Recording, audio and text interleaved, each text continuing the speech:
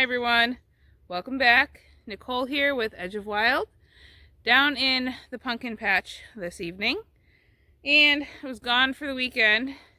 It rained a whole lot. It's been raining a whole lot, which we needed the rain, so I'm glad for the rain. However, because it's not been wet, that means the snails and the slugs are back.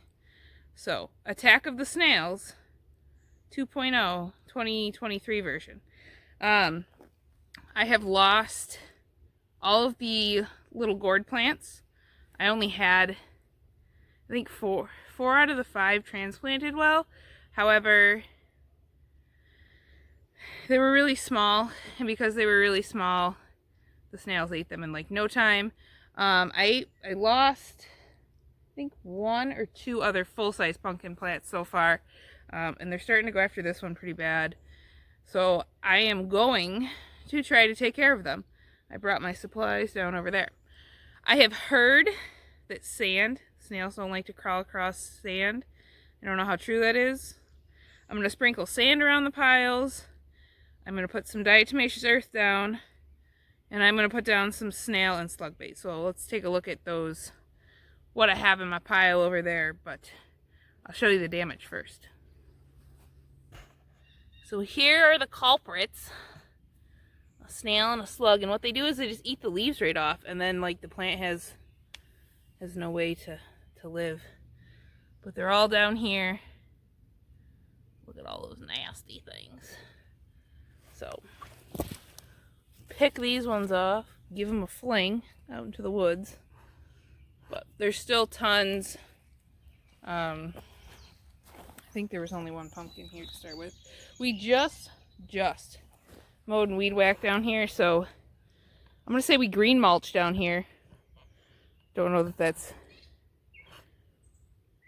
really, the mower just blows everything everywhere. That's just what it is. So does the weed whacker. So I'm gonna say that we purposely green mulch our pile, but realistically it is what it is. You can see some of them hiding on the underside, but that's what they do. They just chew on the foliage and kill them and make me mad because I want my pumpkins to grow. You can see this one here. This is what they do. They eat it down to a nub. This was a pumpkin plant. It looked like that one without all the, mulch on it. Looked like that. And they're eating the brand new growth in the middle, which is even worse. Because then they're like, nothing can grow. There's nothing to grow. But they chew it right down to a stump. Terrible critters. And this was a pile that had my little gourds in it. And they were like right here somewhere. I don't even see a stump. Oh, there's a stump. That's a stump. That is all that's left. So, highly doubt that's going to come back. I don't think I'm going to replant it because I put more gourds in the big vegetable garden, and we'll see how they do. Okay. As for supplies, I have the snail and slug killer bait. It baits and kills slugs and snails, or snails and slugs, and can be used around pets and wildlife. It's labeled organic. Let's see what the active is in it. Bait during the evening when they travel at their fastest. Active ingredient, iron phosphorus, which is only 1%. What the heck is other ingredients? That's questionable. Anyways, iron phosphorus is the active ingredient. I have a bucket of sand and my children's sand toy, so I can sift sand nicely onto the piles. And then some diatomaceous earth. I don't know if that's necessarily going to totally help. I'm going to sprinkle that on with the sand and see if maybe, because it acts like glass shards to other critters and cuts them all up. I don't know if it'll do it for slugs and snails. That's kind of my hope. I hear branches breaking.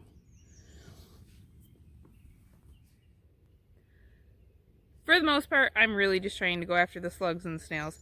The other bugs, like even squash bugs, as long as you can get them established enough, so far, like I've had squash bugs, I just haven't had a major issue with them. They have not been something that has destroyed my plant. I just have to make it past the snails and the slugs. So I'm going to get started. I'm going to start with sand, so like kind of the base layer. Add a little bit of diatomaceous earth, and then put the slug and snail bait down and see if that... I've been avoiding putting it down because it says it's bait. I don't want to draw them in. But at this point, they're here. They're heavily here, so... I don't think baiting them's a problem at this point because the pumpkins themselves are bait enough. Let's get started.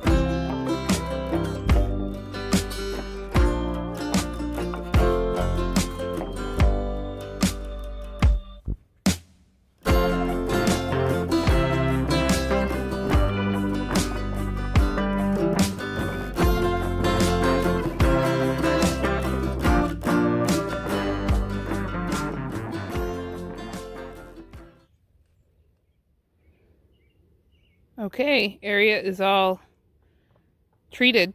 We'll see how it does. The snail and slug killer says that you apply it every 2 weeks or whenever the bait is gone, or if you've had like a really heavy rain. And not looked at the forecast yet to know if we have a really heavy rain on the forecast, but definitely need to do something tonight because there are a lot of them. Best to apply at night because that's when slugs and snails feed the most, or early morning. Hopefully all of those measures help to get rid of the ones on the pile and then deter anything else from showing up. We will see how well it does. Watch though, now that I put powder on them, the deer are going to be like, ooh, we should sample this. we'll see. I have had deer down here quite a bit. I lost, I think, 2 of the small gourd plants to deer. Not because they bit them, but because they walked on them. What are the odds, right? But otherwise, I think we'll be good. Like I said, I have some small gourds planted in the upper garden. I will keep you updated on slug and snail attack of 2023. Let you know if these precautions worked or if they were all in vain. We'll see. I'm going to get out of here and go up to the upper garden because it's wet down here, which means mosquitoes and bugs, and they keep biting me. I don't enjoy it. I hope you, however, have a good week and that you don't get attacked by snails and slugs. And if you do, the snail and slug bait I know works really well, so get yourself some of that. Have a good one, everyone.